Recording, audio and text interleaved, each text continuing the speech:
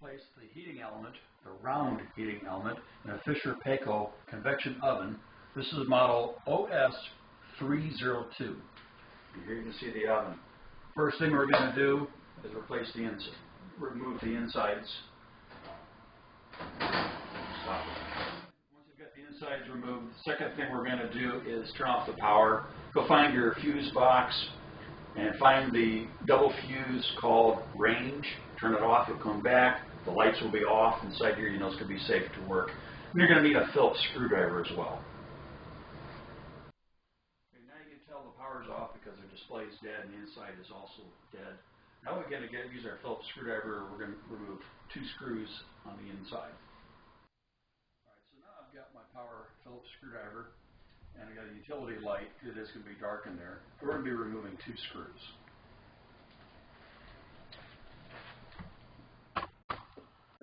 First screw is right here.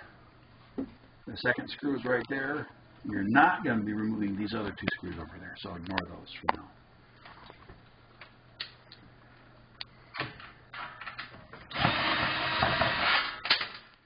Alright, and the screws might fall behind. If you do, you're going to have to get them. So I'm going to lift this out. And there goes the screw. And you can see the old heating element inside there, and you can see it has definitely blown. It's kind of a mess, and you can see where it has blown. You can see the fan here.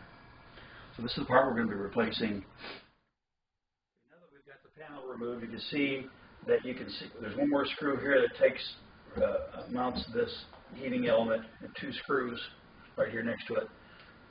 The back panel is going to have to be removed, so you're going to have to pull the oven out from the wall. Before you do that, there's 2 screws. You're going to have to, mounting screws, there's one here at each corner. They're just little wood screws. You can pull those out. To remove the heating element, I'm going to take out these 3 screws.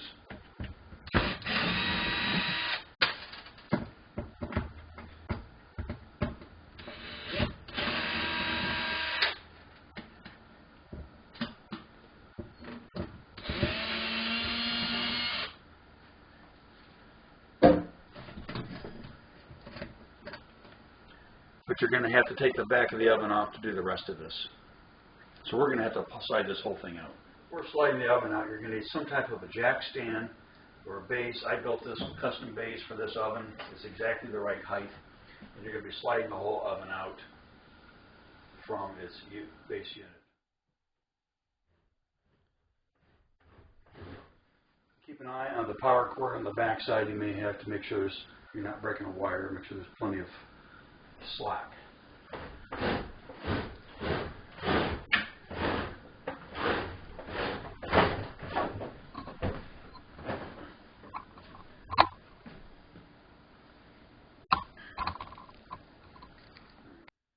Now we're ready to take the back of this. Those 3 panels you're going to have to take off, and all the related screws. It's this top panel here, this large back panel here, and this small electrical panel here. So there are wires coming out of there, so be careful with this one. But the power is dead.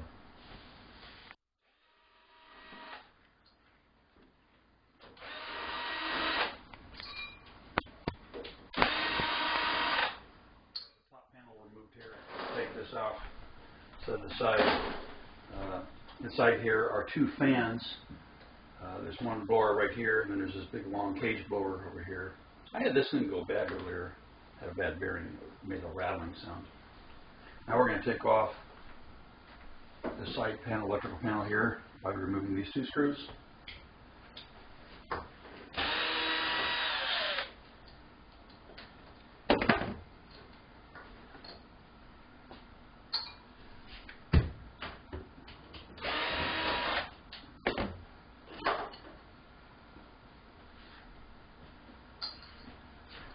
And now for the back panel.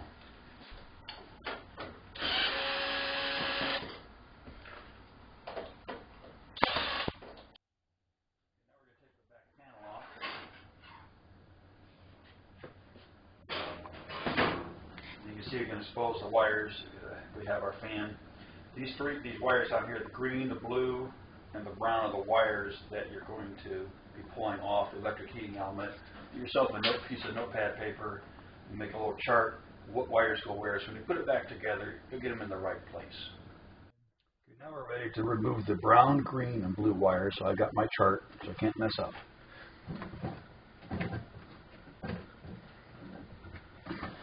Now they're removed, I'm going to go around on the other side, and I'm going to pull the heating element out.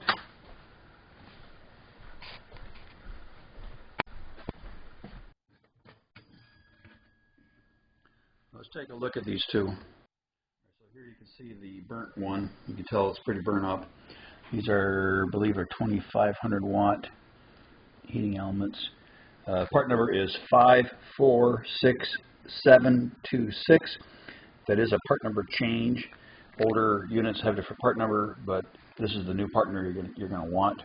And you can see here the new unit's ready to go, and it's all nice and clean. I was told that the reasons these could fail early is that they could get grease on them, and that grease could cause them to overheat. Taking the back blue panel off and just cleaning them down might give you a little more time before it goes bad on you. Personally, I think it was defective because there's no way grease can get on this thing with that panel on top of it. So let's go ahead and install the new heating element. So I'm going to stick the heating element back in its little hole. Reattach the 3 screws.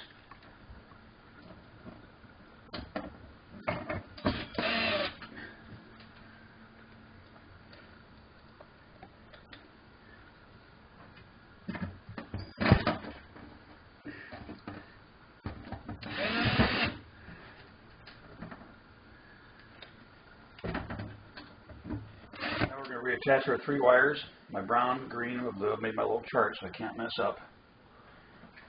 So the green is my ground, it goes inside, blue on the bottom, and brown on top. They gave you 2 connectors, they're the same. You're gonna, if any insulation falls off, you're going to want to make sure that that hole gets nicely plugged with insulation, because you don't want any of that heat coming through and messing up your wire. So I'm going to kind of tuck this insulation back inside this hole. It's another reason why you don't try to replace this from the other side, because you're never going to get these wires on exactly right if you do that, and you're never going to get the insulation back in the way it should be. All right, now we're ready to put the covers. We're going to reverse the process. We're going to put the covers all back on.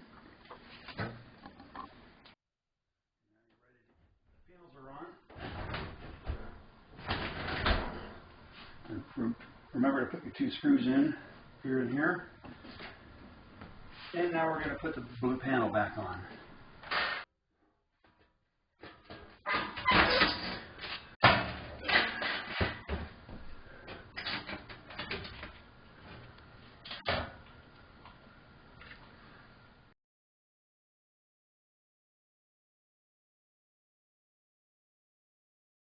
Now you're ready to turn the power back on. All you have to do is reset the time, and you're ready to do some fabulous baking.